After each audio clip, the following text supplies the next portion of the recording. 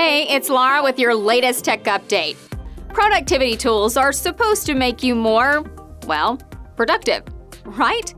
But if your people aren't trained to use your time-saving solution, or if it's not properly integrated with your other systems, or if it's simply the wrong choice of tool in the first place, then you could find it slowing you down instead of speeding you up, and that will be costing you time and money.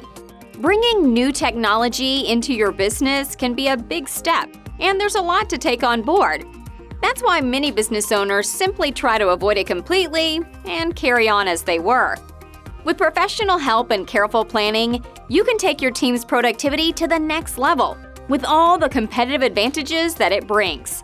Technology should never hold you back, which is why our experts work closely with our clients to find the right solutions for them, making them more efficient, more productive, and ready to grow.